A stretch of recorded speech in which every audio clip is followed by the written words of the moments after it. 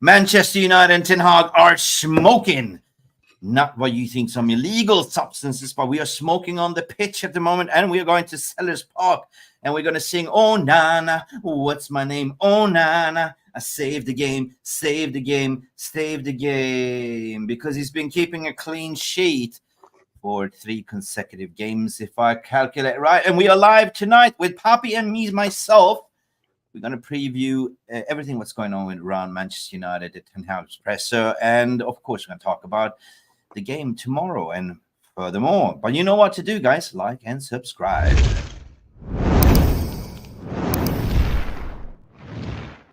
And we will be back in a couple of seconds with Papi. There is nothing wrong with your television set. Do not attempt to adjust the picture. We are controlling transmission. If we wish to make it louder, we will bring up the button. If we wish to make it softer, we will tune it to a whistle. We will control the horizontal. We will control the vertical. We can roll the image. Make it flutter. We can change the focus to a soft blur, or sharpness to crystal clarity. For the next hour, sit quietly, and we will control all that you see and hear. We repeat, there is nothing wrong with your television. You are about to participate in a great adventure. You are about to experience the awe and the mystery which reaches from the inner mind.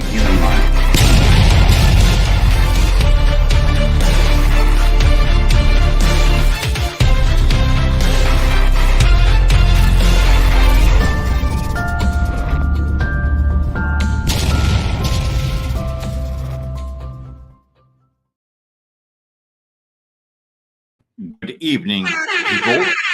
Good evening. Papi, what am I doing now? You're doing the Rashford. Who am I now? Rashford. I'm doing the Rashford. There should be a dance move, Mick. On a dance floor, you just go do. Yeah. Here we go. And we switch side. So the question is, will Rashford the goal against Selhurst Park tomorrow? Papi, do you want a gummy bear? I have a Goldies here. I'm actually eating my own cinnamon raisin toast. Really? I recently started to copy you. You're always snacking on something. So I thought this is good for my energy, right? This is so good. Friday. Guys, whatever you're doing, pin back your ears, say cheers. It's Friday chill. And we haven't been live for quite a while on this channel, man. Seriously, I've been, fatigued, burned out the midnight oil. I was watching you, man. Came on your channel and got a little bit of a second wind, and I thought, hey, why don't we do something? And here we are. Hey, I need my gummy bears. So yeah, listen. What was funny about that, Mick, is I said your name 3 times and you showed up with the gummy bears like Candyman, which is the Candyman. Or the devil has many names, right? You say Boogeyman appears, right? Here you go. Yeah. How you doing?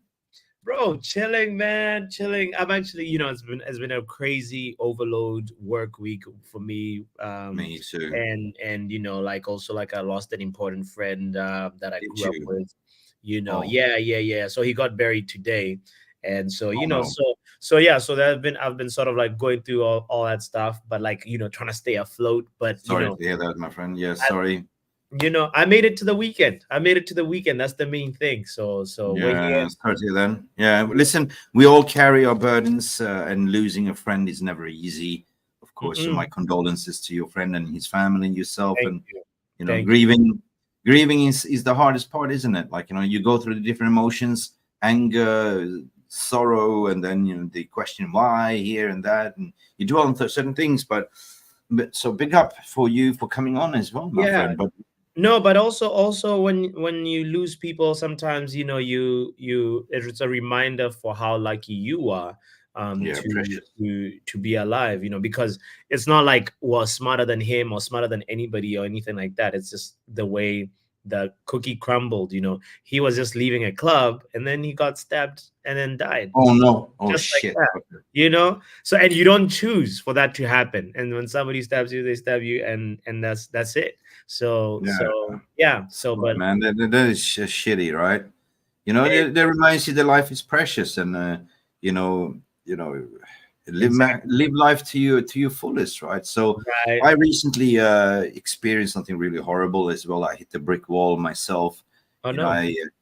Fatigue and anxiety and all that stuff, and that's related to the other stuff that I do as well, like high pressure job. You have to deliver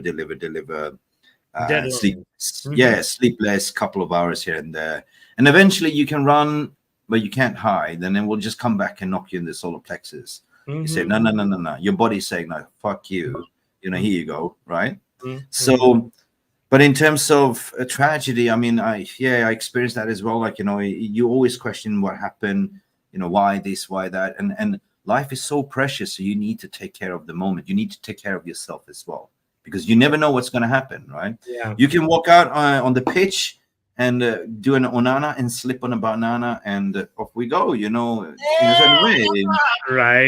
Right. So transition. The Man United say we trashed Barnsley with 7-0 here. We are exactly. Let's talk about uplifting things for a second. Yes. But we're looking at the Premier League table. I want to remind people to hit the like button while they're still alive. Yes. Let's end that segment like that. Anyway, while you're still alive. Finger the like button, please, guys. It's me and Papi here, providing you positive vibes. We started with a little bit morbid vibes, but now let's switch on. Let's switch it up a gear, because Man United are clicking into gear, Papi.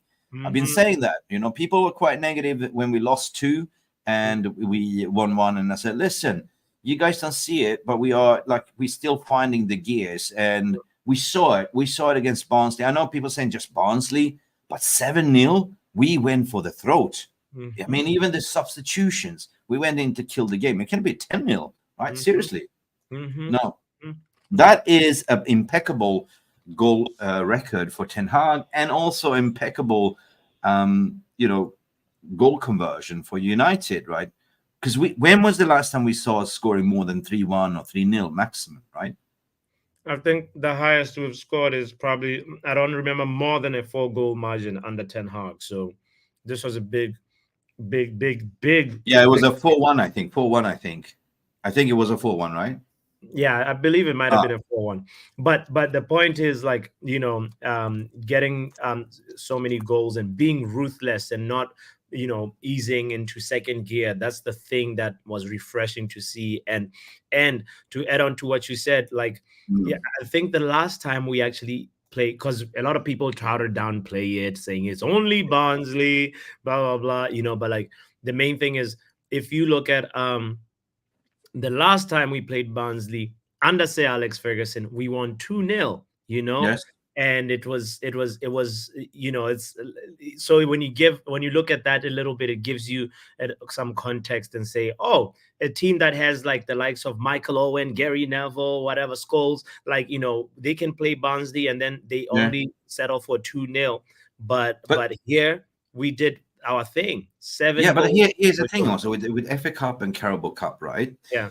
Anyone can beat anyone. This is a club competition football. You saw what happened to Fulham, and they went through 17 players penalties, and they couldn't decide it. So they went through 2 rounds. Eventually, and Fulham went out. So that's the thing. Yeah, that was unbelievable. Differently right now. I mean, of course, last year we lost 4-0 at Selhurst Park. This time around, we're going back now.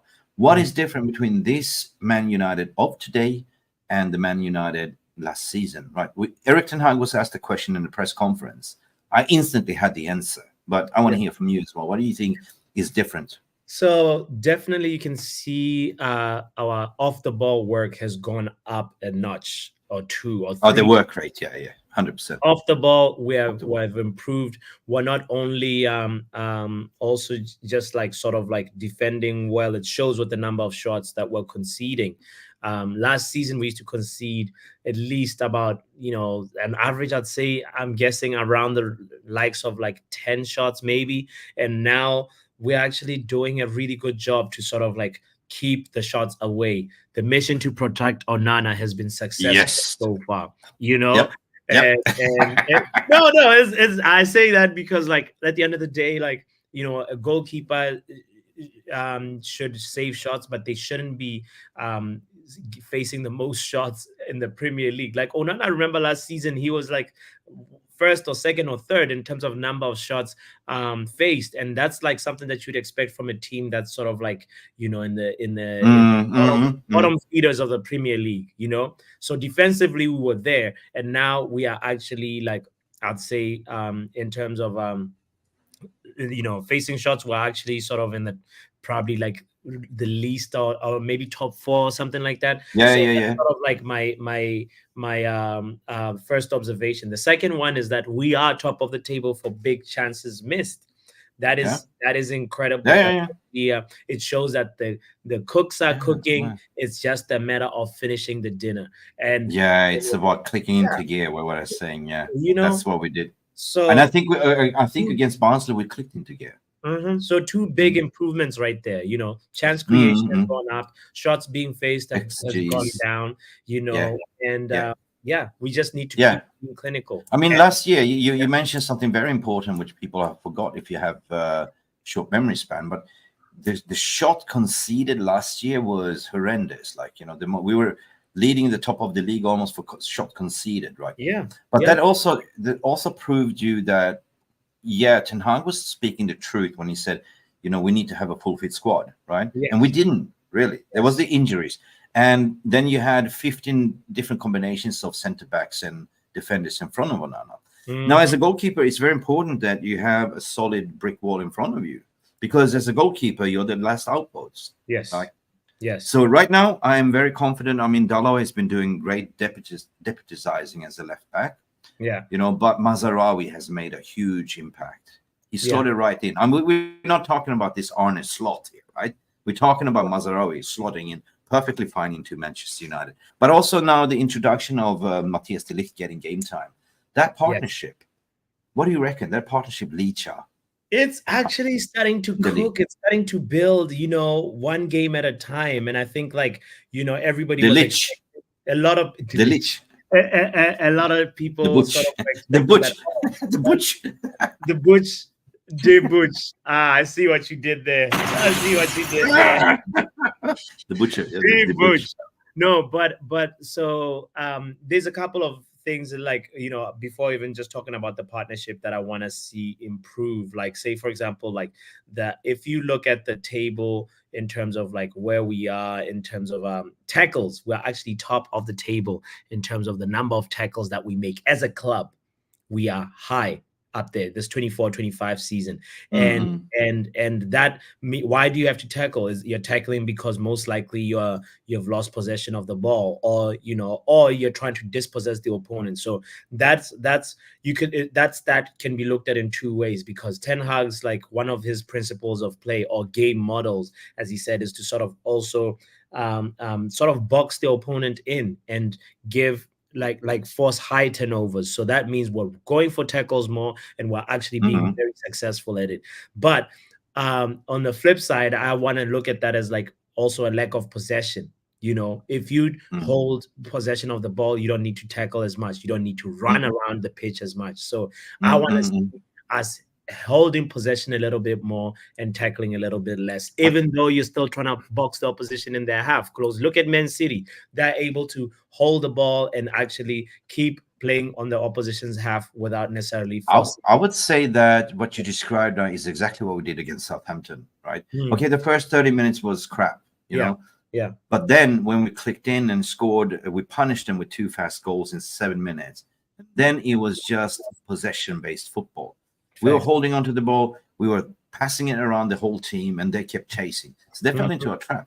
And that's something that I saw in that game is game control, right?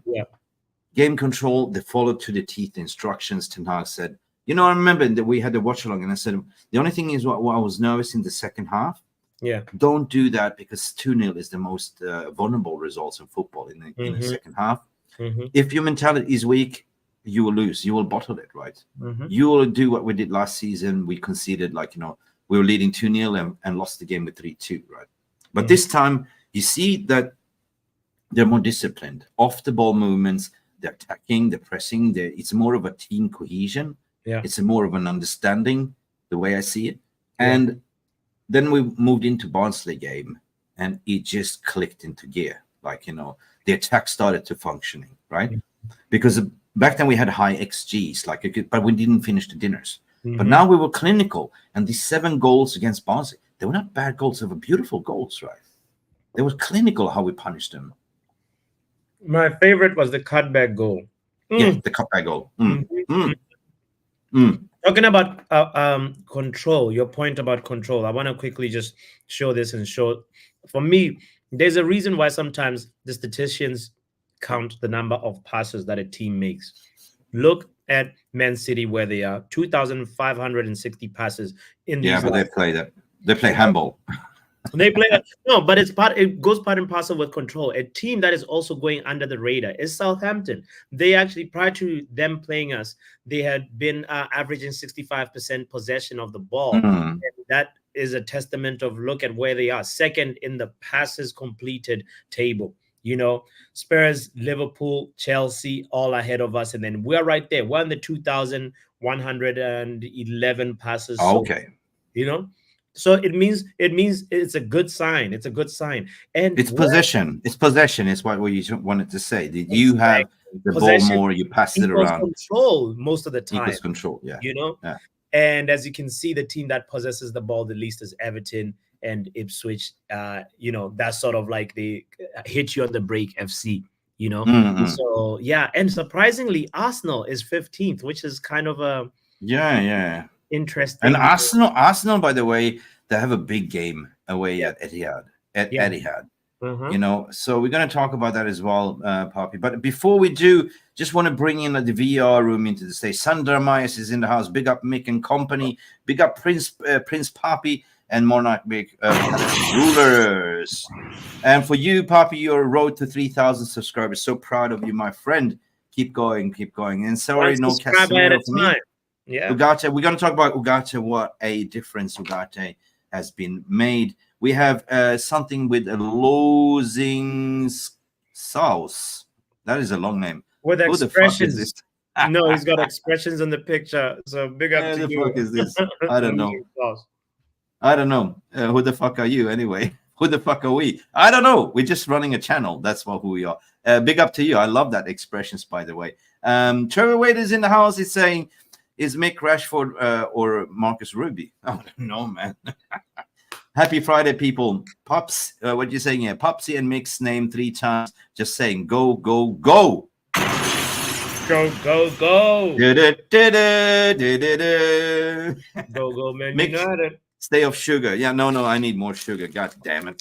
Give me some more golden gummy bears. Sandra is looking out for you, Mick. Stay off the sugar. I know. Listen, I only have 1 cheat meal. I haven't had these. I love them. I seriously love them. I am addicted. I was super addicted to gummy bears. I haven't had them for 1 year. Okay. All right. And when you had like a week like I had, and today I just like, shit, I just want to feel like eating junk. So I went to the store and I just raided everything, like, Lay's potato salted chips, gummy bears, chocolates. Like, I had it's like I was on a PMS period, like pre-period. Sorry, my expressions, but even men can have that as well. Oh my God, no. And life is short. What Trevor Wade is saying. What the hell? We are not here for a long time. We are here for a good time. Enjoy every moment. That is the words of wisdom. Thanks. Yeah, we are with you, Power Hour, 100%. We are backing you. And you are always eating your dinner. Go, go, go, go, go, go. Trevor. And condolences for your friends. Sorry, Papi, for your loss as well. Let me see. Trevor Wade, Elite Ballers in the house. Banana splits for, let me go here. Roddy Johnson is saying 0-3 to United. Here we go. And Solo is in the house. Hey. Solo, man, the Man United agenda. Brother, I haven't seen you for ages. Man, I haven't seen him for a while. Listen, big up everyone. Ten Hag out. What? Not too sure why everyone is getting excited about beating a team that costs less than BMV. So I don't know if you're Ten Hag. I am backing this. He said they cost less than a BMW. Yeah. I don't know. Solo. Are you pulling us legs? Anyway, big up to you. I know, but still, season is long. Yeah. Season is long. Next week we have the Europa League as well. Look, all we need is rotation, and that's the difference. What I've seen, like the substitutions, he's taking care more of the squad, and plus you have everything being built for Ten Hag to be successful, right? We have never witnessed this as a Manchester United fans. Like, we've been under the Glazers. You know what I'm talking about. Thanks. But now, since Ineos took over, they've just made sure that, hey, the recruitment policy is going to be there. We're just going to recruit the best young talents around the Europe, around the world, instead of going and buying the next thing.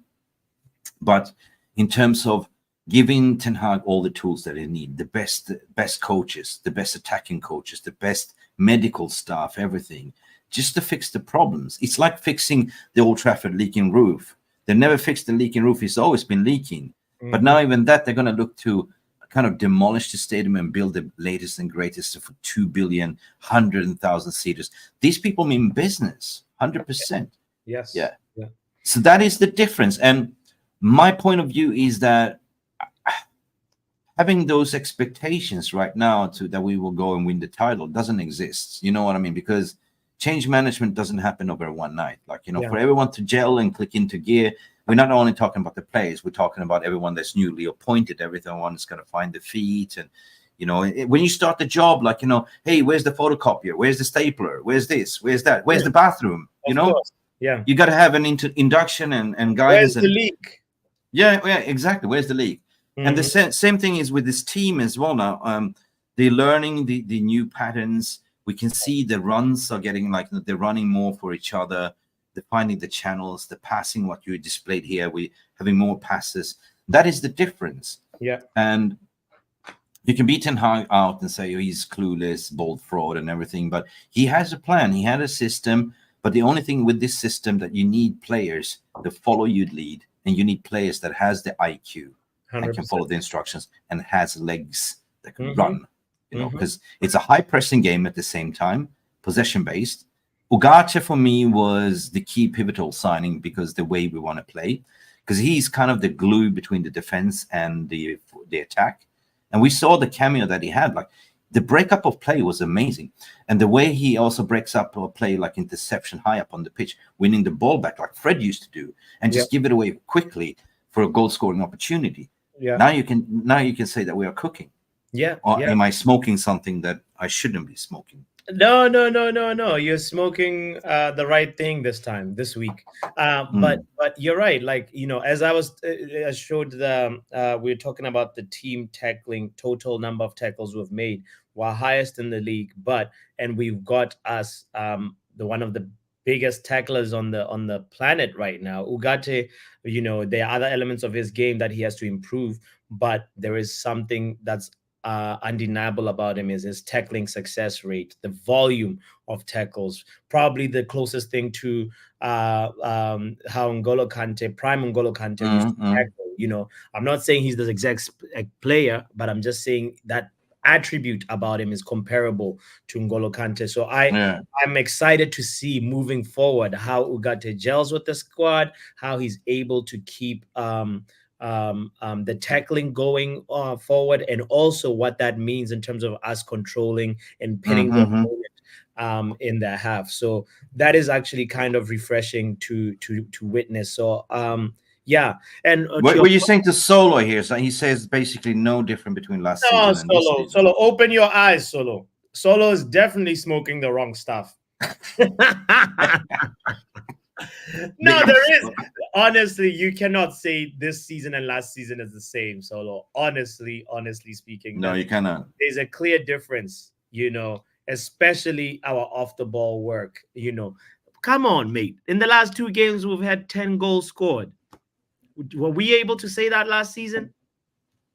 Yeah, but he's saying I'm waiting for you guys to say we'll win the league. No, we will never say we'll win the league. I just said it back take. Guys. This season. We're not, sorry. No. We won't. We're not the finished article.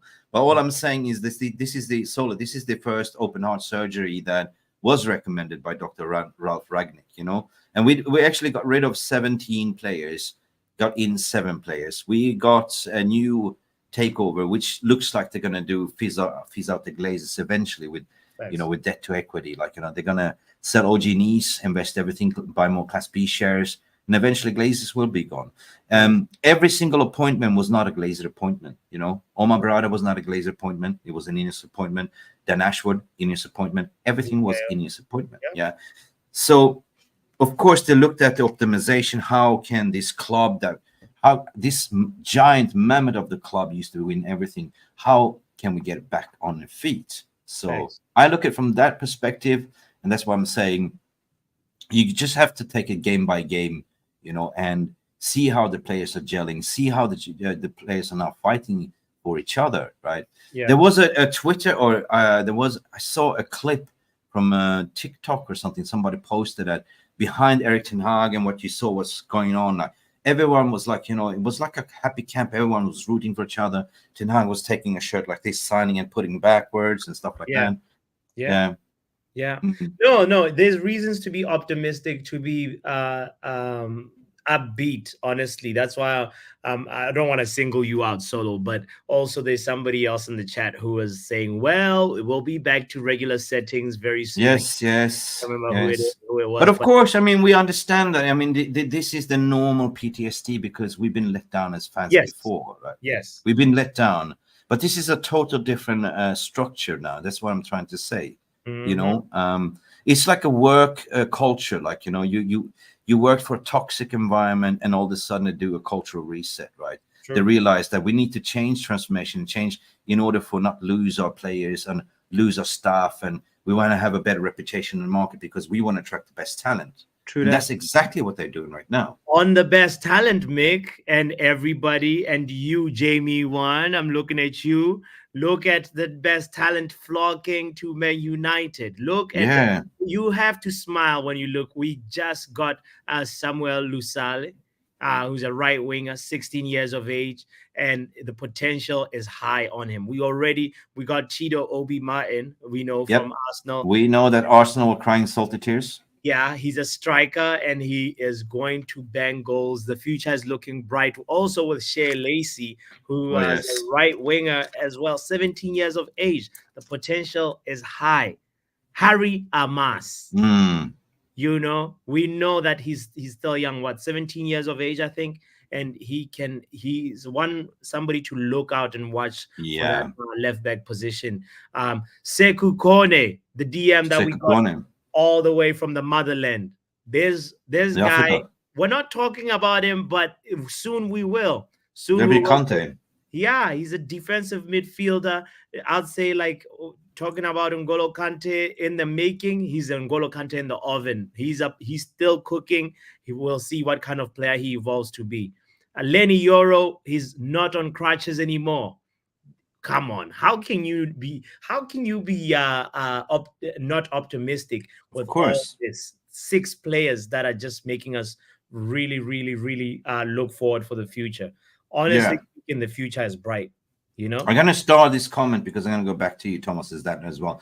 Listen, and also the reports that came out today that we might even in January going for the Norwegian starlet from what's his name now, Nipan. Oh. What's his name? Yeah. Nipan. Okay, Nipan. I don't know much about Sverre Nipan from Rosenborg. Okay, all right. I was so impressed when we played against them in the preseason. Apparently, he's been on what's his name? The technical, not Ashford. No, what's his name? Yeah, it's Ashford, right? Christopher Vivell. Who are you looking for? Vivell as well. Yeah. Everything that you see now is Vivell's work. That's the thing. And there was also I heard something about today that this is the plan of Ineos. They just want to snap up all the best talent right now because eventually, if they don't make it, they can sell them for a very good price. That's the thing. So that's the strategy. If they want to go back to the old DNA, like to bring out like from the youth academy into the first team, which is exciting, and that's what we're seeing now is what happening right now. Yeah. And if you're not good enough, you get sold with you put in a buyback clause and a sell-on fee, 50%, right? That's what we've seen this summer. And that is big difference. You know what I mean? Facts.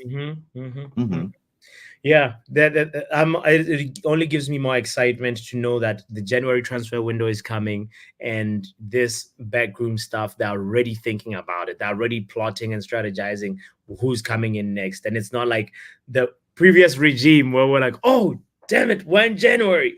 Oh, Yeah, when it's middle of January and like we're trying to scramble and figure out what our plan is. So I'm expecting yeah. even some more outgoings / incomings this January as well. Did you see the picture of Tyrell Malacia on training? Bro, Bro, that guy has bulked up. we are, Oh, yes, yes, yes. Look at the smile right here. yeah, look at the bulky guy. He's bulked up. They call him the Undertaker now. He's back after Ah, 84 years. Look at look the at this man. tattoos. Look at his muscle. He's bulked up. Big Yeah, time. look, He hasn't been on the pitch for over 1 year, but he's been in the gym. Yo, look at that bro. beast, bro. We'll be cooking. We'll Chicken, be cooking. cooking chicken and broccoli. Chicken and broccoli, right? With mashed potato, Yeah. No, chicken broccoli. That's the bodybuilder's diet typically. Look, we are people getting back into fitness. You mentioned Lenny Euro. We Yeah. got the best talented centre back. We snubbed Real Madrid, and he looks like he's going to be back in October. Erik Ten Hag got a press conference regarding the availability of Højlund and also Mason Mount. It's baby Evra in the house. Yes, it's baby Evra. But I like what he said in the presser. He said, "Look, in a dotted line," he said, kind of in if you read between the lines, I'm not going to do the same mistake as last season. I'm not going to rush them in. I'm going to ease them in because it's so important that we have squad depth. Everyone fights for each other. Nothing is a guarantee in this today's squad, right? Mm-hmm. So Højlund is back in training. Mason Mount is back in training. And off the ball, Mason Mount is brilliant. Off the ball, Mason Mount. But if Mason Mount clicks into the gear, he's been very dangerous. I'm super impressed also with Christian Eriksen, played in number 10. But with a parenthesis, Eriksen can play in those games in cup competitions where you have lesser opponents. But if you're facing a Man City or Liverpool or Arsenal, you will never play Eriksen because he doesn't have the legs there. But in terms of creativity, fantastic. But could he work with an Ugarte as a defensive shield? Ooh, maybe, most likely. Give Bruno rest a little bit. Yeah. When it's time for as you're saying, less strong teams, it's time for give Bruno a rest, and Eriksen right now is the perfect guy to come in and step in. Or Bruno plays 70 minutes and Eriksen completes the game afterwards. Especially if we have the games under control. But you raise a big point about having Ugarte and maybe say Casemiro as a shield, and inform Casemiro, inform Ugarte. Eriksen then doesn't have to do a lot more defensive work, so you can actually end up with a really, really good midfield right there. And there's some sort of fluidity that Eriksen brings to the team because he's so his IQ might actually be a little bit more than Bruno's. That's just like This is a headache now. We're going to talk about the team selection, right? I want to hear your opinion as well. Let's talk Palace. Yes, this team selection. Let's talk Palace, 100%, because this is a headache now what Ten Hag is facing. I mean, we've seen that Rashford is firing all cylinders. Garnacho firing on all cylinders. Eriksen scored 2 as well. This is a selection headache, right? We have Xerxes as a 9.5. There's also clicking into gear soon. I believe he's going to score a lot of goals as well. But I think that Rashford is on a trajectory to score more than 20 goals. Now, what would you do? Both Garnacho and Rashford scored 2 goals. Both are kind of left wingers. Who would you start here? Or would you just shoehorn Rashford back into the number 9 position? I wouldn't do that. You need an attacking option in the second half. Who would you start against Crystal Palace? Would you start Rashford on the left or Garnacho? Right now, Garnacho's education level, he's still learning how to be a starter. So right at this very moment, it's not wise to bring Garnacho as to start in. I think you start with Marcus Rashford. You keep the confidence, momentum, and rhythm going. because he's such a big confidence player. So you start with Marcus Rashford, and he will be the guy to make sure that like he tires the opposition right back, and then you want Rashford there on the eventually you bring in Garnacho to finish off the dinner. Yeah, he's best when people are tired, and he's so direct, especially if say for example like Crystal Palace scores first, and it's still 1-0 in the 60th minute. You take out Rashford, you bring in Garnacho. That's the moment for Garnacho to come in and be more direct. Garnacho will come in and change the game. No. You need a game changer, 100% coming off the bench. Yeah. You tire them out, and they go, shit, here comes one that is more direct. Exactly. He's so unpredictable. Will it go left? Will it right? Will it cut in? Will it go to the byline? Will it do a cutback? Yeah, creativity. You're right. Crystal Palace have this player like Munoz and what's his name, Klein. They are actually like they really have a good control of that right hand side. Like Klein he's a seasoned player in the Premier League. I think he's 33 years of age, so he can actually he needs to be tired, and then from there, once he's tired, you like 33-year-old, just wait right there. We've got this young gun called Garnacho who's going to make you dance, send you to the shops. So you just set the stage for Garnacho. I agree. I'm on the same Spotify hymn sheet as you playlist. Amazing. Totally agree. Big up Jarvis, the legend Jarvis Cocker in the house. Free by Yonder is also here. Big up. So let's start so let's park that one, because I want to talk about another very key player as well that is kind of being renewed his contract. We're going to see a bumper contract for Amad Dialo, because Ten Hag is now giving him the chance. He's been forcing himself into the team and showing what is a right winger, meaning that the likes of Anthony is sweating his balls off at the moment trying to get into the team. But also confidence is key for Anthony. They scored the penalty. You saw that he was all of a sudden, all the shackles were free. He started to express himself. But the back line for me has to be Dialo, 100% until we're waiting for the Malacia to come back. Dialo, and 100% Licha. This partnership is lethal now. I see Lisandro Martinez, 100%. There he is, Malacia, waiting to come in. And what beautiful delict. Luke Shaw is scheduled to come back before Halloween. Early October, actually. So okay. I wouldn't put my money on it. Victor Lindelof is also about to come back. We saw pictures like in the transfer window. His wife was saying, "Here we go." And I'm going like, "Here we go. What? Are we going on holiday? Here we go. We're going to milk the contract for another year. Woohoo!" If the wife is the best person to give the opinion about like, well, he's performing better off the pitch, so he'll soon be ready for on the pitch. 100%. Now Mazraoui, I want to hear you talk about Mazraoui a little bit, because for me, Mazraoui, it's like he's played with United for 2 seasons already. He slotted perfectly into that right back position, right? I really like the way he plays. 100%. What a difference. What's your opinion? Yeah, easily our best signing so far, even though he's the one that hasn't scored. Lenny Euro has got a goal, De Ligt has got a goal, but easily our best signing over the summer. So I believe Mazraoui at the end of the season, we're going to look back and say, wow, underrated signing, easily player of the season for us. Like his chemistry with Ahmad on the right just brings something so refreshing for me, because like we haven't seen our right hand side taking so well, so I just really wish that Mazraoui continues in this good form that he is in. I love the understanding that he has with Amad Dialo, and his goal is coming, his assist is coming. You can see the partnerships of this started to understand each other's runs in games. There's many partnerships happening, many triangles, but he's just so intelligent. He's so intelligent player.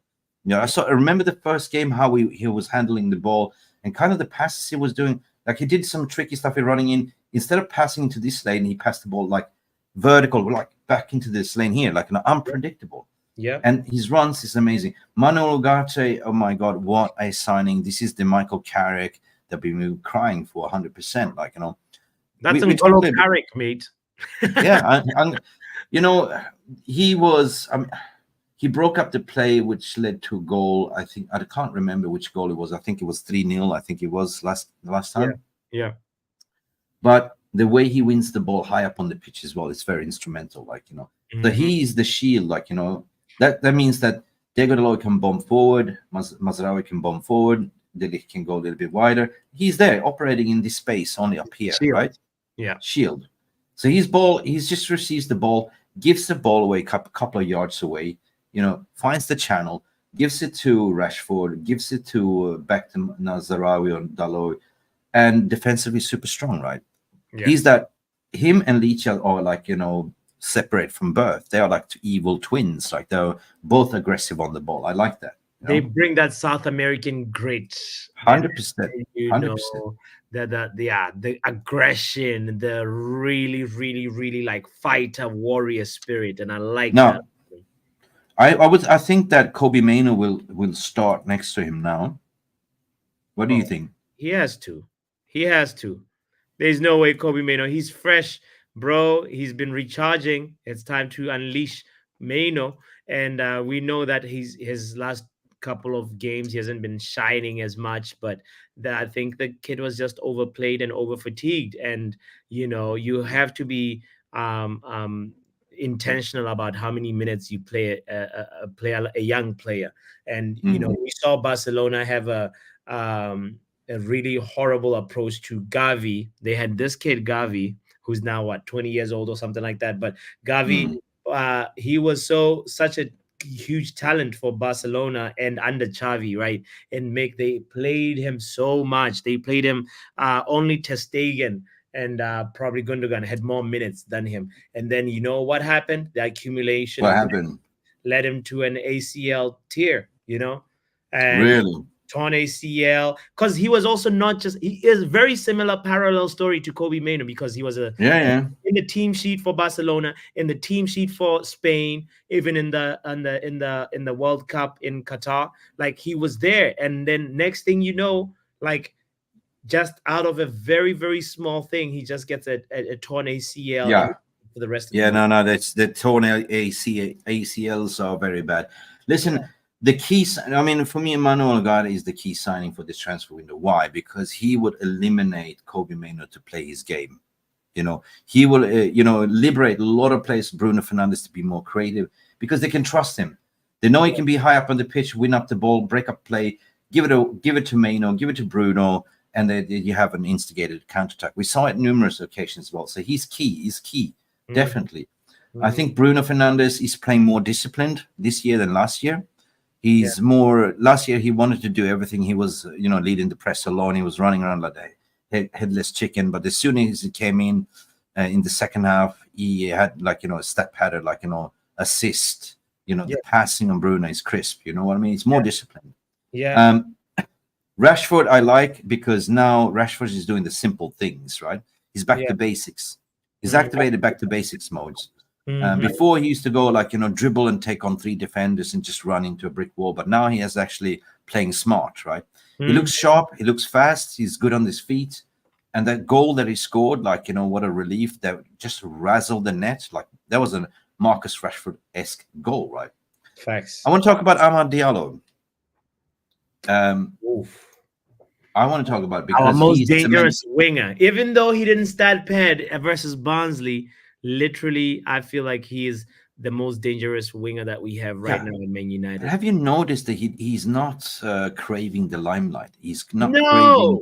No, not at all. Limelight and Diallo don't go together. He works hard. He keeps the ball kicking. He knows, talking about the IQ that I was saying that Garnacho lacks right now, Diallo took all the IQ. He didn't. So Amad Diallo, he knows how to stretch the opposition's left back when he's on the touchline. He knows how to run get to the byline and deliver that cross.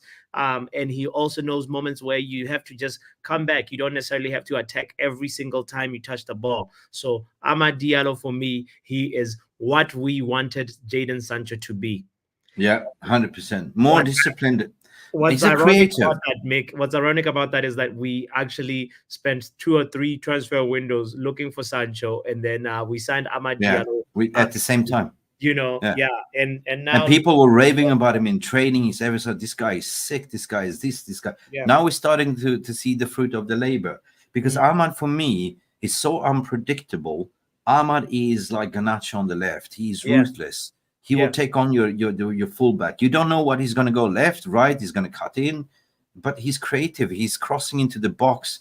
He's impeccable, and he started to form the relationship with Mazraoui, the runs, and with Bruno and everything else. So he's such a gifted footballer. Like he's got a good footballing IQ. He's fast, low center of gravity. The ball is just glued to his feet, and defensively he's also strong. Like you can see him running back, like with the ball sometimes down here. That part about him is not talked about enough, actually. A lot of this congrats are given to Anthony, but Ahmad also works hard. Defensive work rate is good. So that's something we have to. That's what it does. Like he comes down here, he drives with the ball, and he can go inside the middle and pass the ball upwards. Like 100%. It's kind of a U-turn, but he knows how to operate his channel. He knows how to take on his defender as well. And the most important thing, he's not selfish. Like he can play the tiki-taka. He can finish the ball very well as well. He's got a good finish. He's got a good foot as well. Yeah. The call-in show that I had this morning that you called in, somebody actually was talking about him and made me realize we still haven't really utilized him in the Premier League in the middle, because Amad Diallo can also operate there. He can actually work as a 10 as well. So, he scored his first goal in Europa League. Yeah. You remember the header up here? From Bruno. The assist from Bruno, and he headed it with the back of his head. The back of his head, yes. Yes, that was a beautiful goal. That was a beautiful. Now, apparently, the news is that they are going to give him a bumper contract. I have no issues with that. I don't think that he's going to be a Rashford. I think he works hard for the team. He's not a selfish player. He loves the team. You can see he loves the badge. Yeah. He's been given his chance. He's actually forced himself in and worked his socks off. He had this horrendous injury last season. He was supposed to give him his debut season last season, but now he's taking his chance. Yeah. And that's what it is, people. That's what it is, because everyone gets an opportunity. You come up from the bench, you take your chance. Ten Hag said it, right? There is competition. And now what I'm saying is that, hey, we bought in Anthony for 95 million, apparently, but Anthony can't get a sniff now because of Dialo. 100%.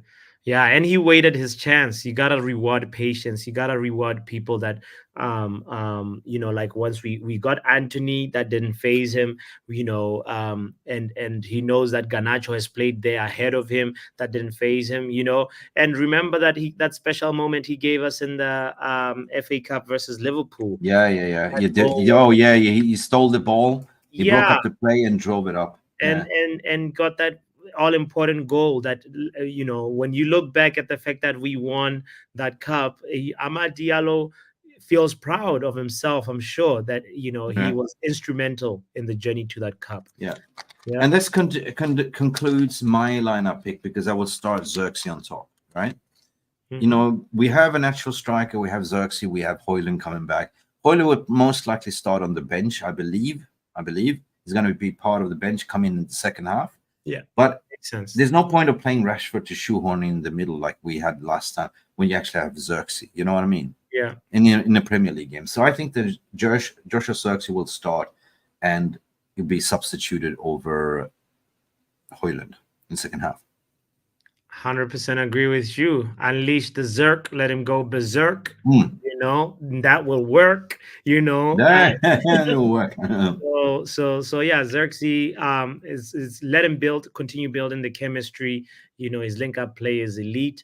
He obviously needs to, as a Man United forward, he needs to get himself maybe an assist. Score. I won't be mad, but like he scored once. He scored once already. So yeah. He had a couple of opportunities. He sent what was his name, the ex Arsenal goalkeeper Ramsdale. He sent him to the wrong direction. He just had a shot, but unfortunately the centre back came in with a foot just in the last 9 seconds, right, and blocked the shot. Yeah. And that Crystal Palace have Gehi, who's a really good centre back. We saw him in the Euros. Mark Gay. He was actually very instrumental for England. And the other guy that I'm forgetting, I think it's Lacroix, the French guy. He's also like another strong center back for Crystal Palace. So you need somebody with that presence or who can fend off Hughes as well. Because Crystal Palace have a good midfield. They have Wharton as well in there. So like we need somebody who can operate, drop back if he needs to, and operate within those, like, you know. Yeah, they lost the lease. They have a new manager. Yeah, of course. Yeah. So with the danger players, what you look after for Crystal Palace? I mean, Eze, Nketiah. Remember Arsenal's Nketiah? Nketiah, yes. Eddie Nketiah is now at Crystal Palace, so we should watch out for him and watch out for John Claude Mateta. He's somebody who's on fire. I think he got 2 goals in last game of the game before last for Crystal Palace. Okay, we have a question here. Through Bayandi, so why won't it let me renew my membership? Well, here's the thing, and were you gifted a membership? That's my question. If you join by yourself, that means that it will automatically be renewed on your card every month, right? YouTube does that. But if you were gifted a membership, that expires after 30 days. That's the only question I have. I don't know. I'm not in charge of that. It's pretty much YouTube that is in charge of that, but that's how it works. So let us know in the comment section and we try to fix it as well. Listen, okay, cool. So you agree with this lineup. Let's hear the score prediction, right? You said it before in your stream, you believe 2-1 to United. Yes, sir. What's your rationale? My rationale is that Selhurst Park is a very difficult place. Our away record is not very good. Matter of fact, it might even start in a similar way like Southampton, where, you know, Crystal Palace win a penalty, Mateta scores a penalty, and then we really come out of our shell and then actually come back and really want a revenge, a 2-1 revenge. And I see us getting those 2 goals even in the second half, you know. Like, I don't expect us to be, I want us to start well, but I don't expect us to be as ruthless as we were against Barnsley. But I'll wait. So this is the banana skin that we've been talking about. But what's the antidote for that banana skin? Apple peels. I don't know. What's that? Antidote for banana skin is starting to clean well. We have to, if we draw fresh blood, then we're good. Then I think we can still, like, you know, feel like we're in charge and maybe even go on to get the second goal, because obviously the home crowd for Selhurst Park will. I have a solution. They'll be on the back of the Crystal Palace players, you know. I have a solution. What is that solution? Get them all Samsung's noise cancellation headsets, right? So they can just plug it in, don't listen, and you can just play a recording. We seen it all. We won the lot. All that you can just hear, like, you know, Man United home crowd in your headsets. Yes. Yeah, that's a good solution. No. That is a fair point. You know how Arteta once played the Anfield ambience through speakers during training for his players? Yeah. You know, we could do the same. You know, big up to Bachman in the building. Guys, don't forget to hit the like button, by the way, if you're just joining in the show. We're also streaming to my channel as well, by the way, Football Power Hour. So, you know, more important, they give Papi all the subscribers. You're on the road to 3,000 subscribers. Let's get it. My antidote and solution for that is to go for the kill, go for the throats, like we've seen with Barnsley. We seem to start. I mean, this is a way. This is Selhurst Park. Let us not kid ourselves. We're not going to get over giddy, right? So I want us to play our game. You know, play to our strength, 100%. Have a game plan, and just go like Mikel Arteta did last season. He went to rock and roll football for the 20 minutes. Just wait for the choke kill, the tap out. You know, you score 1-2 in the first 20 minutes, game done. All right, the first half. But there's always a big but. An elephant butt, and that is like big butts. What's wrong with that? That I like big butts, and I cannot lie. Okay, but what's your big butt? That is the mentality. The still is there, like, you know, the weakness can, because coming up from a 7-0 can breed overconfidence. And this is why I don't want us to be complacent. I just wanted to regroup, go in there laser sharp, do some yoga meditation, just go in there and play your game. That's all I want to see. I said, I don't care how we play. 3 points tomorrow would be super, super vital, right? Yeah. Do you see us getting a clean sheet? I damn hope so. You know, defense is good enough to keep a clean sheet now, I would say. At least he's not part of the game anymore. And Ketia is the ex-Arsenal. I don't know. I think we have good enough defenders to keep a clean sheet, I would say. So De Ligt also. So for me, I said 2-1 to United, but I believe it's going to be... I'm going to go giddy. I'm going to go for a clean sheet. Come on. Onana, clean sheet in a row, right? 2-0 United. I said 2-1 in Europe. I said 2-1 to you. You and Freeby and Dare on the same wavelength. You saying 2-0? Yeah, but you know what? There's a poll going at the moment, guys. And guess what's leading in that poll, Papi? You have 1-0 United, 2-0 United, 2-1 United, 3-1 United. Guess what's leading? 3-1. 2-0. 40%. 40%. 2-0. If we get a clean sheet, I will be ecstatic. I think this is the thing about it. I feel like part of our defense is still sort of gelling, you know. And you mentioned the thing about mentality, like, you know, who knows? It's going to be a big mentality test for the team. Away. You know, because it's away, and it's all about making sure if we draw first blood, if we get the first goal, how can we stay with concentration levels up all the way? I mean, if it's 2-0, just see the game out like professional, like we did against Southampton. Roddy Johnson say 0-3 United. Whoa. Okay, Roddy, pass your drink. What are you? Please share some of your drink. Roddy can be, you know, it's possible 3-0, but I just don't want to. Sort of over jinx it, right? Let footballing gods have a say. You know, that's what I'm saying. It's so hard to predict, but my heart is saying, 3-0 would be a perfect score. Yeah. That means that we scored 13 goals, like a kept 0, you know, a clean sheet, 3. Yeah, so I'm gonna. Do I believe we're gonna have a clean sheet? No, I think we're gonna score. To be honest, it's inevitable at Selhurst Park. I feel like Selhurst Park is it's a very, very stubborn place, a very difficult place for any Premier League team, not just Man United. Secondly, Oliver Glasner, you know, they've had a slow start to the season so far, if you're looking at that form going into this game. But, you know, he's also a top quality coach. You know, he's actually somebody that can galvanize his team to really, really, really play on the front foot. So that's why, for me, I'm gonna give him respect and say I think they're gonna get at least 1 goal. Yeah. No, I believe what Freeby is saying. You know, you're on the same page as me. I just live a win, whether it's 1-0 or 7-0, keep the mood going. 100%, my friend. Yeah. So for me, it doesn't matter if we win 1-0, 7-0, or 3-0 or 3-1. A win is a win. That's what matters, because that's football. You know, you if you don't concede goals, you win. You know, if you score on the other end, the ball goes in the net, you win. What matters is the 3 points at the end of the day. That's football. That's what you're competing for. Yeah. Because the Premier League season is long, so we don't want to be punished at the early season by losing games.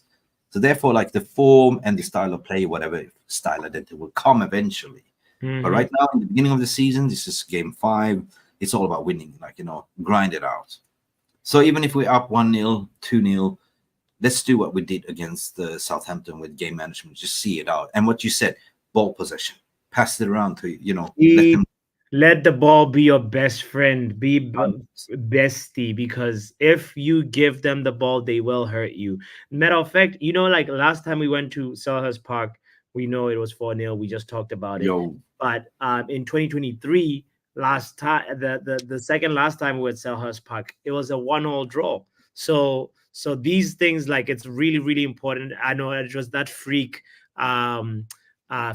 from Michael Olise right in the 91st minute. If you remember, it was like an added time, and you know, we thought we had done the job, because Bruno scored right before halftime, and it was just a matter of just control the game, and we were so close to getting it over the line. But it was, you know. Look, against Liverpool, we were unlucky. I think it was we in the first half, the two missed passes from Casemiro that led to those two. We get punished. Yeah. But the frustration that was within the camp, even Dialo was saying we're so frustrated because we gave away the ball too easy. Yeah.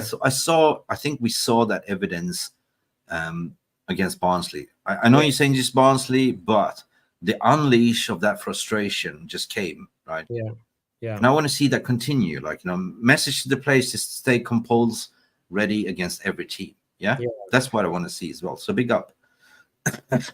If you saw the game Palace versus Chelsea, you know, Chelsea were coming out of the confidence of beating Wolves 6-2. They were like, oh, we got they were too euphoric and too much overconfident. And Eze is the guy who had a worldie of a shot and no goalkeeper. Eze, yeah. So Eze is the one to look for. Guys, we're going on 1 hour and 22 seconds. Yeah. We are going well over time. It is the Power Hour, Happy Hour Friday today at your channel today. 100%. Are you still doing the Kahoots quiz, or what's your topic? Today, Vegeta is hosting the Kahoot, so he's cooking something. I don't know. I think it's gonna be Kahoot. It could be bingo. So if you like football games and football quizzes and testing your knowledge in football, this is the show for you. This is you don't want to miss it. 10 p.m. UK time, 5 p.m. Eastern time. If you're in the north, go check that out. Bookmark it already. Like, you know, it's the Friday happy hour. So go to Football Power Hour and check it out. I will actually just share a link in the chat so that do that. Trevor Wade is saying a win is very important, but also the way we win is just as important as to tell us the team is improving and ready to challenge this season after the first few blips. I think we are starting to see them cook right now. I'm starting to see the confidence, but again, you know, cautious. You know, horses by courses. Take a game by game. This is Selhurst Park. And what you said, like, you know, let us just be overcooking it, right? Just because you won 7-0 doesn't mean that you're going to walk into Selhurst Park and do 7-0 again. So win is a win, even if it's 1-0, 2-0, 2-1, whatever, you know, a point. 3 points is what matters tomorrow for me. And then we build on the form anyway.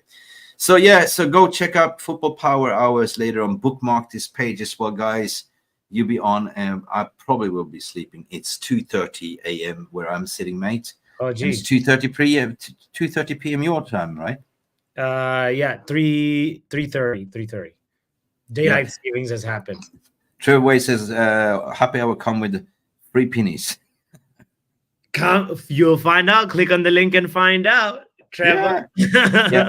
So I'm going to close the poll, people. 2-0 United won the score. That's what most people said, that we had about 49 votes and 31 likes, and there's over 400 people watching. I know we haven't been live for a while, but on circumstances, I did my explanation why I haven't done live shows. But slowly, we are getting back into track. I'm getting back into the form. Fatigue is a serious issue as well, and I'm probably going to be flat out after this stream as well. But I'm so happy to come in and talk to you, Papi. You give me a lot of energy. He's still working back his fitness. He's still working on his match stream sharpness. So match fitness. You know. I'm injured. He's been injured. So it's a hamstring. You know, it's a hamstring. That's funny. Yeah. Anyway, people, beautiful people. Trevor, great stream, Mick and Papi. Thank you so much. Outstanding. I certainly believe it was so good. What you're saying, Mick, for us, it's improving ourselves every match. And the same thing goes as a human being. You need to improve yourself every day. You know, every day is a blessing in the sky. You know, there's nothing you must do or forced to do, is what you choose to do, right? Otherwise, it becomes like a brick wall, right? Life is too short. Football is a game, and it's played in two halves. It's either win, lose, or draw. But at the end of the day, it's just a game. I know the mental health plays an important part in people's life, and Manchester United spend a big, massive escapism, right, from reality. And it's never easy to run a channel. It's never easy when we lose. It's tried always to be positive, to look at it from a 360 holistic perspective, having debates and arguments with outs, ins, and all that stuff. But no, this time, guys, back to process. What Papi is saying as well. Trust the process. I think because before it was a fake process, but now it looks like it's a real purpose behind this process. It's all part of the process. That's how I look at it. Yeah. Wait a minute. We are about to close the shop, and we have somebody pull in with his bloody Ferrari. He rushed in. He's here. He's here. We're talking about where is he? Where is he? There he is. Hey guys. I know you were wrapping up. Sorry for joining so late. I just want to come in and say hi and give my prediction of the game, because I've been listening to you guys in my car for 20 minutes, and I feel sorry for your car. No. I feel your optimism, to be honest, and I think we will win this game. I'm getting giddy. I actually bought Rashford on my fantasy team because I think he will score. I'm not his biggest fan, but I see improvements. I think he can actually do something, and I will go giddy with my prediction and say 4-0 United. Take him out of stream. Let's give him a red card for that. Too optimistic, Jarvis. No, because I see how we play. I see we play in a system. We act as a team. We have a double coverage on every position at the moment, except from left back. And I'm quite honestly, I think we're a much better team than Crystal Palace. Okay, they have Esse, they have Mitchell, they have Mateta, they have some good players, but we have really good players in all positions at the moment, and informed players, to say the least. And I'm gonna ask you some questions. I would like Eriksen just to start for me. I would like to see Eriksen because he's not for you, like Dr. Reed was asking. Yeah, 100%. Ugarte. I would like Ugarte, Casemiro, and Eriksen to start for me. So you're benching Bruno. Wow, because I asked the question to Papi. I said, would you play Eriksen if you had the defensive shield and Ugarte playing behind you? Yeah. Would that work? It could work. It could work, but who's going to lead the press then? I mean, Eriksen. But I would like to go with the double pivot because of Glasner and Crystal Palace. They play in a 5-3-2 or whatever you want to call it, 5-4-1, but they have two number 10s, so we need two defensive midfielders to hold them. And Nketiah has pace. Let's not forget about Nketiah and Eze. I think those are the guys to look out for. But Nketiah, how good is Nketiah actually? Well, we're about to find out if Arsenal fans hated him. I spoken to what's his name again? The Arsenal guy on YouTube. Well, there's a lot. Which one? Yeah. Which one? Yeah, but none of them rate. Well, it doesn't matter. Is he a YouTuber? Yeah. Oh, okay. You mean it was on Football Terrace? Yeah. That one. I know. That one. Yeah. Doesn't matter. It doesn't matter.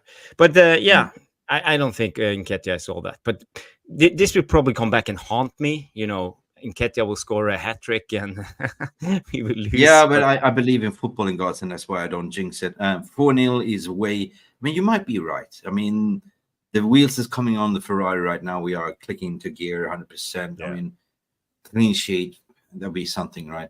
But as I said, for me, it doesn't really matter what the score is as long as we get their 3 points, in the early season right now, catching up.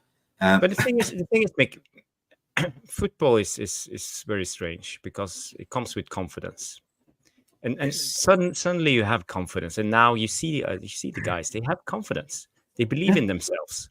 Yeah. So when you believe in yourself, suddenly you start to win. And but then we can send them out to the club to pick up all the girls with confidence. Because but they do that anyway, we know. But now they have the confidence to do it well. Not just flashing the cash. Yeah, but confidence is very attractive. That's the most attractive part. A woman likes when a man is confident, and confidence gets you a lot of things in life. It gets you a great job if you have confidence going into a job interview. You approach the dream girl of your life. Confidence. you know, if you don't have confidence, of course you're not going to win, right? Yeah, you're right. That's true. Yeah. Mick, you are in your philosophical corner tonight. Right? Yes, I am. Yeah. Yes, Jarvis's corner is Mick's philosophical corner. We should do a show. Philosophical show corner. Every Friday. Mick's philosophical corner. Philosophical corner. All right, guys. Have the confidence to hit the like light. button, by the way, if you're just joining, because yeah, it's been an amazing stream, amazing conversation, and yeah, man, it's been a while. I hope Jarvis's prediction comes true, man. 4-0. Oh well.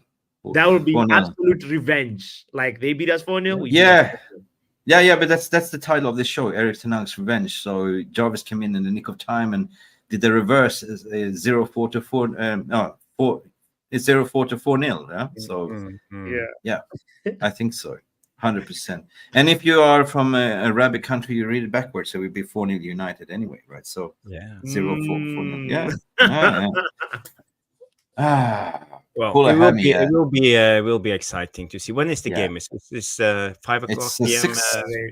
Saturday 5:30 kickoff, I think. So guys, we do the watch along tomorrow, Papi, right? Or always.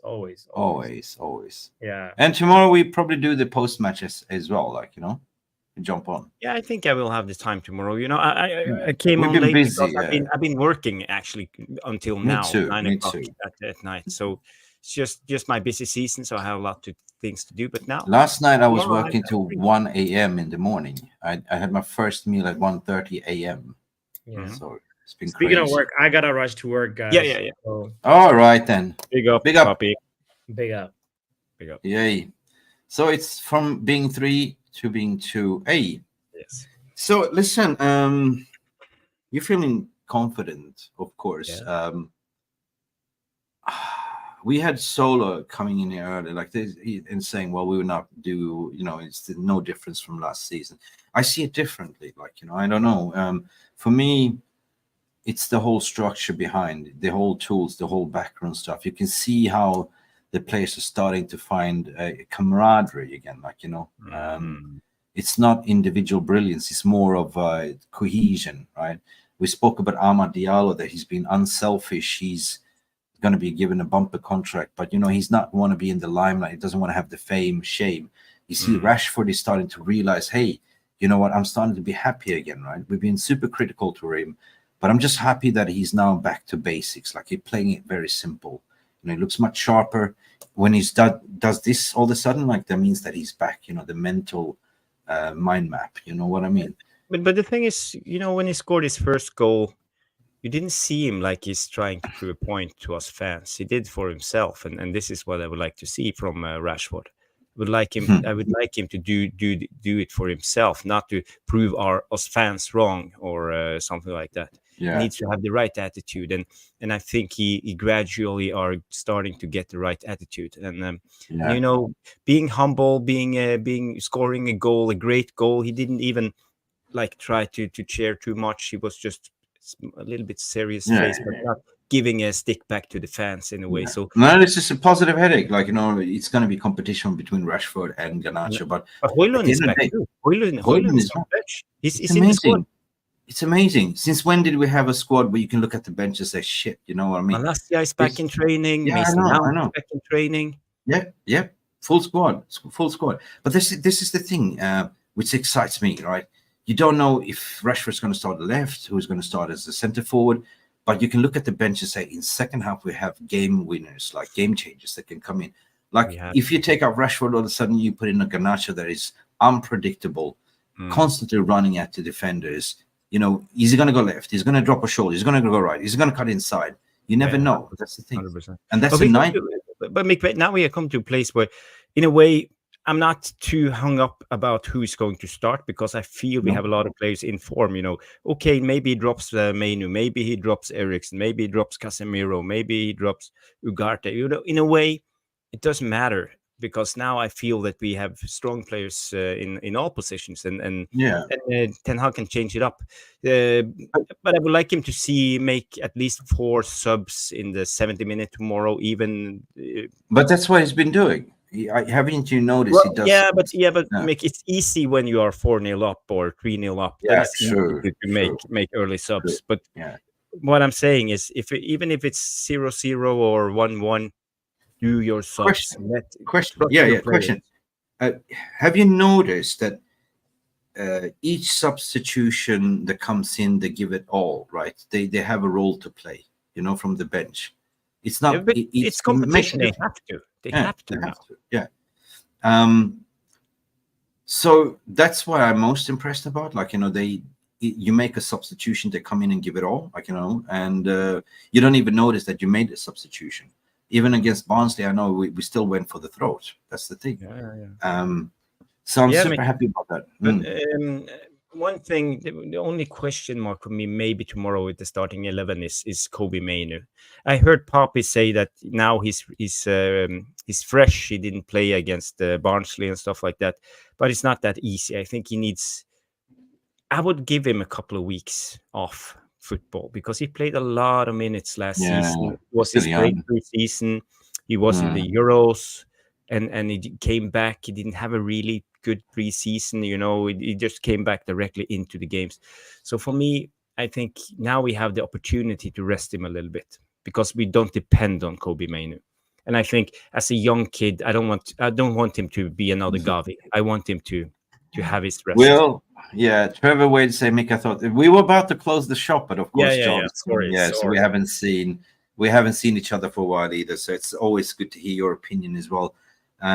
We've been super critical as well, like everyone else, but I see football from a simplistic way. I see what's going on the pitch. I see what we're trying to do, and now we are starting to find each other. That's what I'm seeing right now. Players are starting to find each other. They're finding partnership. Mazarawi is important. Manuel Garten is important. Dialo has done a fantastic job in deputizing as a left back as well. And I think that the partnership of Lisandro Martinez and De Ligt is meaning that, we see the best of Andrew Onana keeping a clean sheet and being more of the ball distribution, the ball playing goalkeeper as well. Now the front line is starting to click, right? The XG has been there, according to my opinion, but now we are actually being clinical, like, in terms of how we finish. So this is just game 5 in the Premier League, and of course we're playing Europa League. So let's see, man. I'm excited.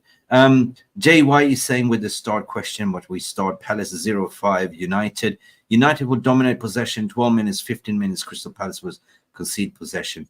What you did to us, United will give you a double 4-0. Looking for blood. Yeah. Listen, that's what we said in the beginning. That's why I said that's what I want us to do. Play our game. You mentioned Dialo.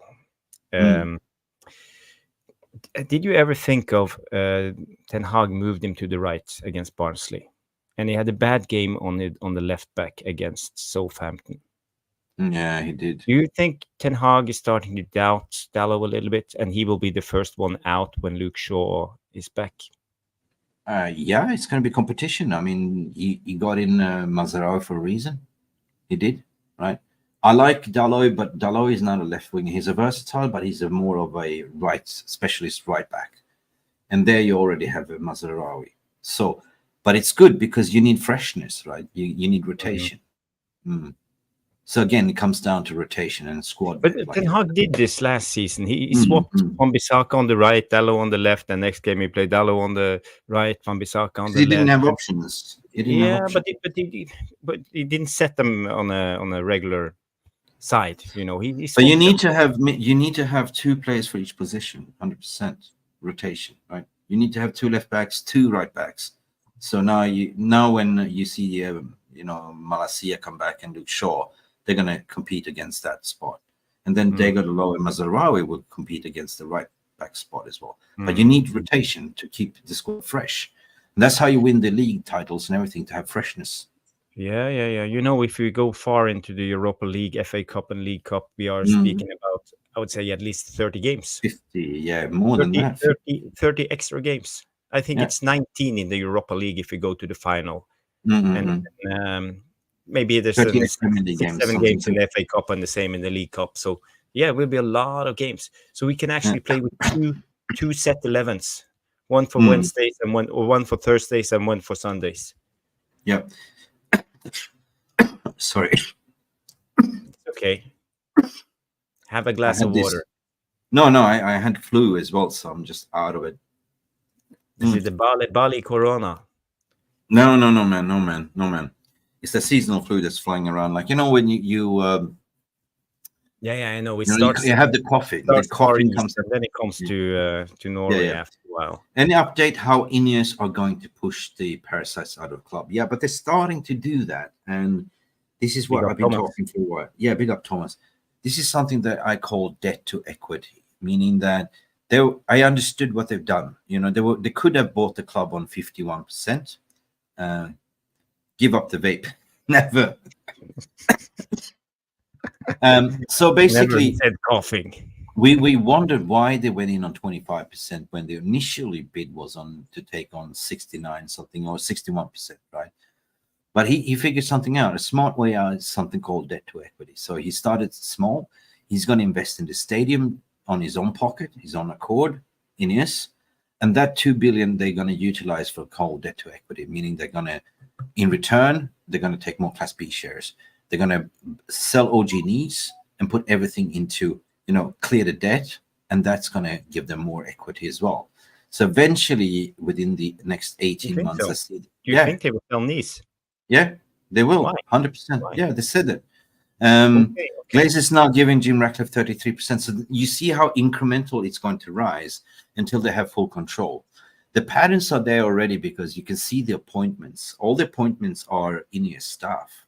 Now, from the CEO down to the footballing operation, you don't see Ineos having the Glazers have anything say in the transfer window. Nothing, right? It's like total hijack. So I see it as a hostile takeover, slowly taking over, right?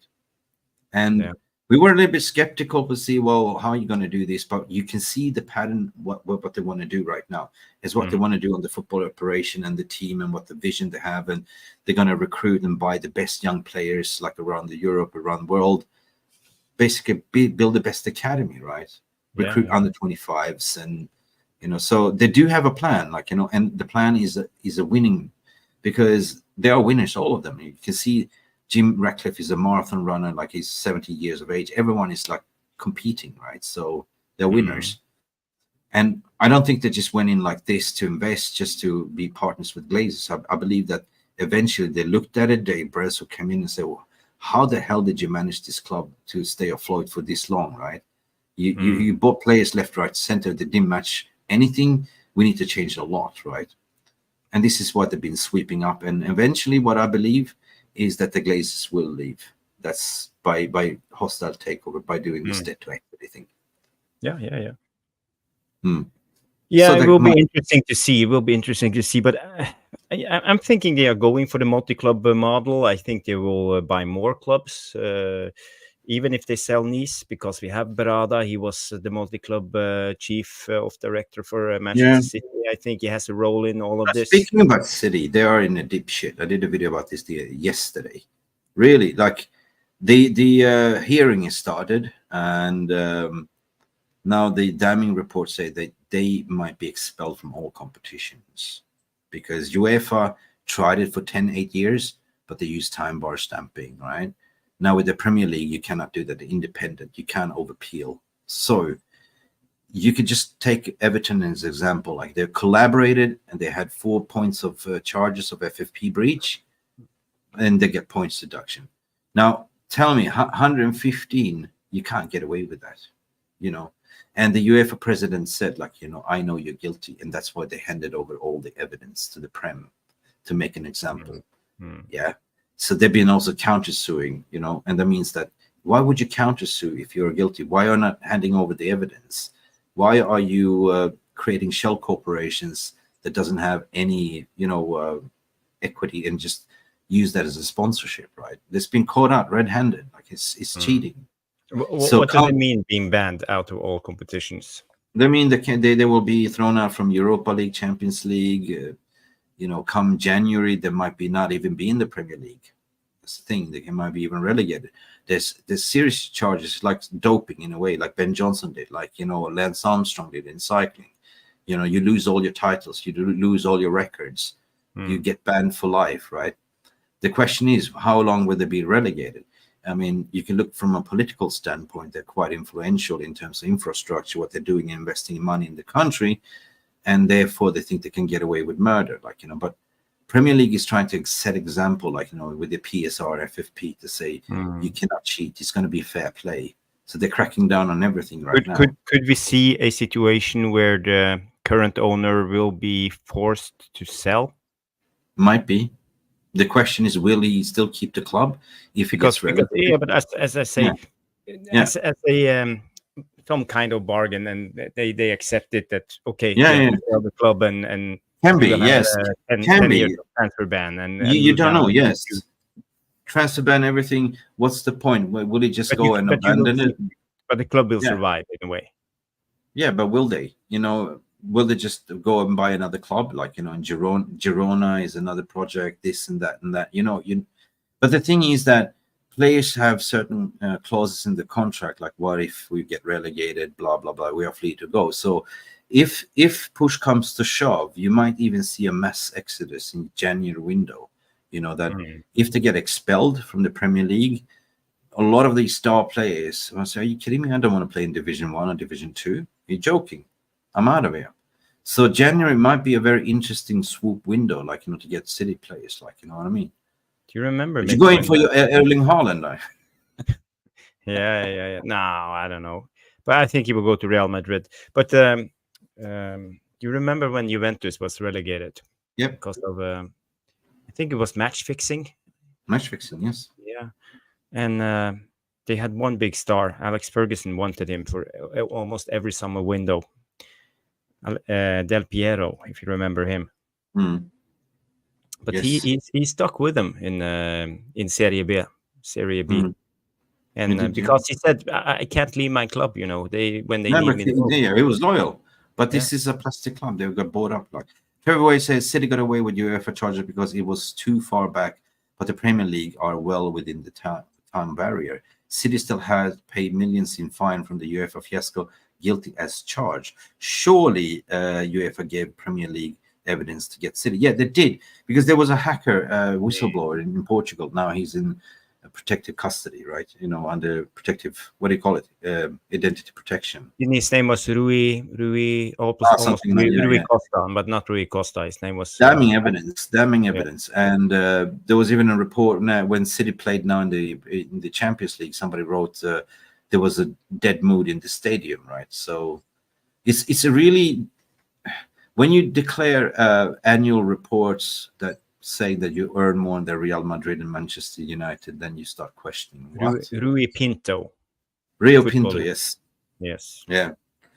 So it's going to be damn interesting. They're going to fast track it now, as well. So come January, there might be the verdict that be expelled from all competitions. And I would say football is fair play. You shouldn't cheat, right? And you feel sorry for the players that joined the club, but at the end of the day, if they have done doping in terms of finances and everything to get where they are, they should definitely be punished, in my opinion. Every treble, everything.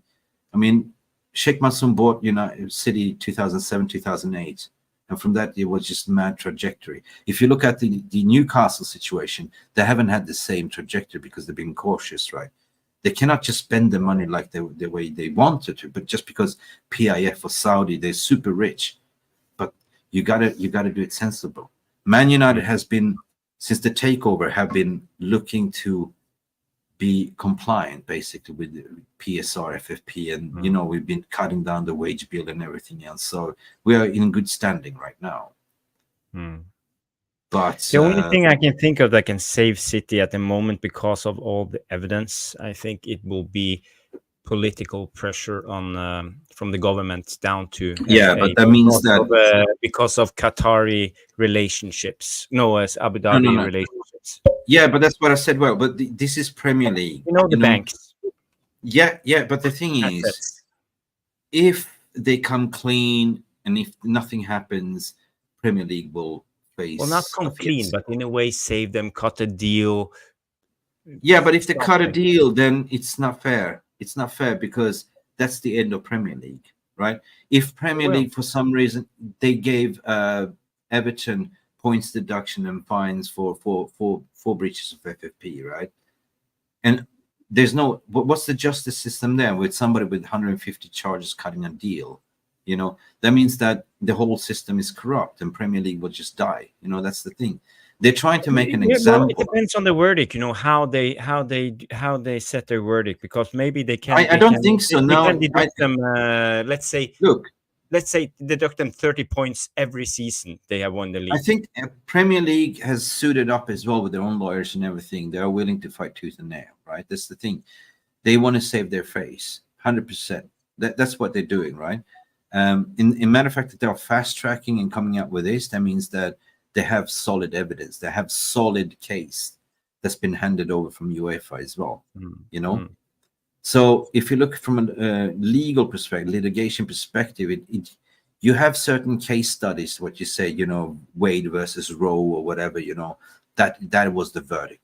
Yeah, you could just use like an Everton an example. Like they collaborated, they handed it over all the paperwork and everything, and they just got points deduction. But City said, we refuse. Go fight us in court. We will countersue you, right? So that just doesn't sit right with me. If you're not guilty, why you're not collaborating? Why you're now hitting a lawsuit back? You know what I mean? And threaten to say we will join Super League. Like, oh, well, go ahead, right? If you have doped it, you know, you deserve to lose everything. Like, you know, the heritage clubs like United, there's 100 years of history in youth and heat. You know, you have Bayern as well. You have Real Madrid. They have revenues. That's the thing. But what are City, right? And City has inherited some reject Chelsea fans that jumped the ship, and the same thing with Chelsea as well. Like, you know, they also Abramovich did the same thing, and Mick, not Napoleon. Just to put things in perspective, when I say political pressure, because for example, UAE, United Arab Emirates, and they last year they bought a stake in BP, British Petroleum, and British Telecom for 600 millions. They own a lot of British industry and commercial, and you know, they can put pressure. They can say, okay, you do that to City, we will remove all our assets out of the UK. But that's either country or Premier League, because if that happens, the Premier League will collapse. Simple as that. There will be massive protests from the remaining of the clubs. And just take an example, if you just use logic and reasoning there as well. Same situation with the takeover with the Qataris as well, because there was the same argument that, yeah, it's the political relationship, you know, the Qatari owns a lot of infrastructure, but it still went to Sir Jim Ratcliffe, you know? Yeah. So but we know that they are not independent. They are owned by the state. Yeah. But this is going to be a very interesting. It's a high case. I think the Premier League is trying to make this as an example. Like, you know, you don't fuck with us, basically. Like, they already started to crack down on the smaller clubs, but this is the big fish. This is the big fish. This is the smoking gun. Like, you know, 115 charges. This is it's down to all of the Premier League's reputation is online here. And they will not lose this, because if they lose the whole face and they lose the whole Premier League status. You know what I mean? Because that means that the remaining of the 17 clubs going to be complaining as well. What's the then point of having an FFP? You know, financial fair play and PSR. Like, you know, you might just have a free flow of just getting a rich billionaire owners just pumping in their own money into the club. And you know, there's a reason why FFP exists, because it's going to be equal rights, because Premier League and the broadcasting rights. Now clubs having money because they receive broadcasting rights. So it's Premier League is very competitive. Don't matter if you play, you know, Bournemouth or whatever. You know, it's changed, right? So what is unfair for me is that, you know, on this period of time that they've been using fake inflated sponsorship money to sort of boast of the squad. While you look at it, an empty head, it's like you hardly feel 25,000 people where you're on supporters, right? And come up with fake financial statements and cooking the books. Of course, if you ever lived in the region like I did, you got to understand that Dubai and Abu Dhabi rose from the desert to a metropolitan, shiny, tax-free country in 40 years. Like, you know, they build the biggest and the greatest and everything, and they lure people, you know, tax-free salary. But this tax bill doesn't count in UK, you know. Just because you do this in UAE doesn't work like this. Like, it's not shrewd, right? This is football we're talking about. Todd Bowley is trying to do exploited with Chelsea as well, like, try to find loopholes. And he's been caught out. Like now there's no more loopholes. You cannot no longer offer 8 years contract XYZ, and they just went in and bought a 40 squad, But he did it. It's always loopholes, Mick. There's always loopholes. Anyway. Hey, I see Rashmano is in the chat. Big up, Rashid. The Premier League won't do this if they didn't feel the City charges. Sorry, can you read this? The Premier League wouldn't do this if they didn't feel City have charges to answer. 100%. Mm-hmm. They know. They have the evidence. They have the smoking gun.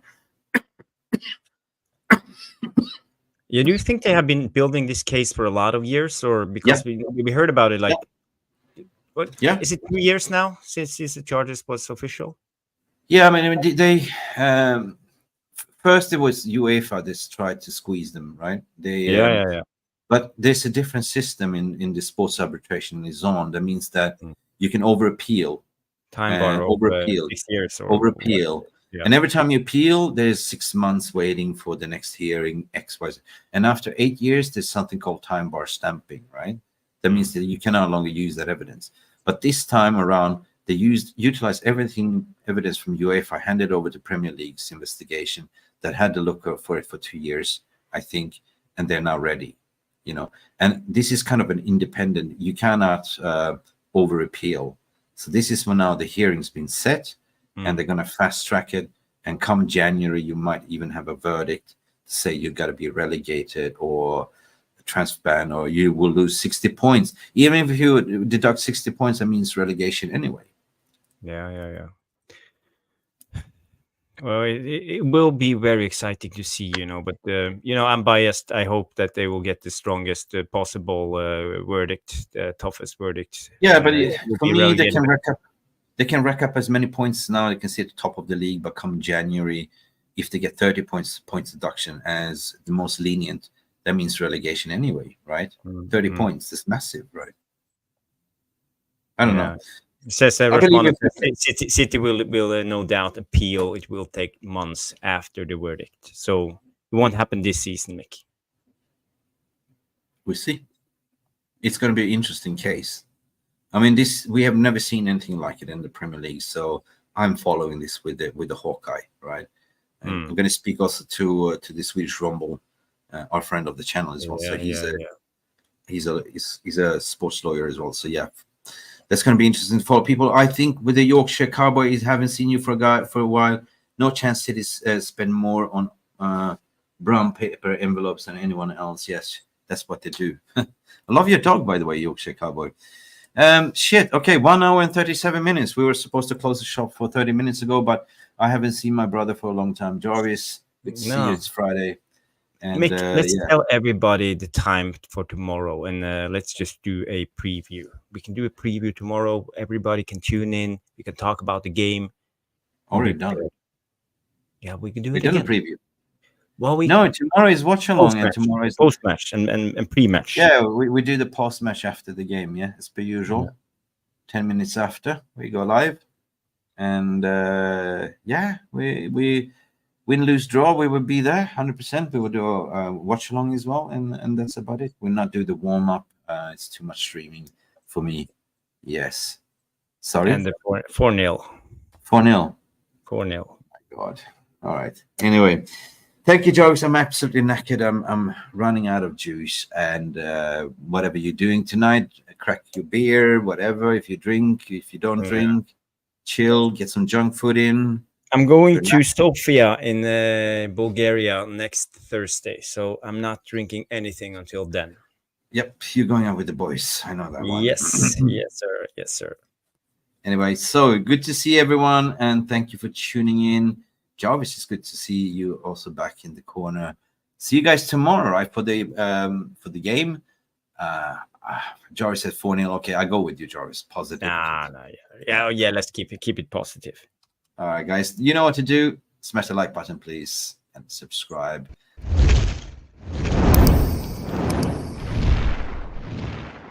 That's about it for tonight, people. Have a lovely evening. Sleep well, and tomorrow is game day. Jarvis, what will you say here? We're going to close off the channel. Well, I just want to answer before we close up the channel, Trevor Wade's question. If Mick and Jarvis are the dynamic duo, which one is Batman and which one is Robin? Well, I'm not Batman anymore, so I'm actually losing fat. Yeah, you are Robin, and I'm. I don't know. I think I tried to do the Batman, but you know.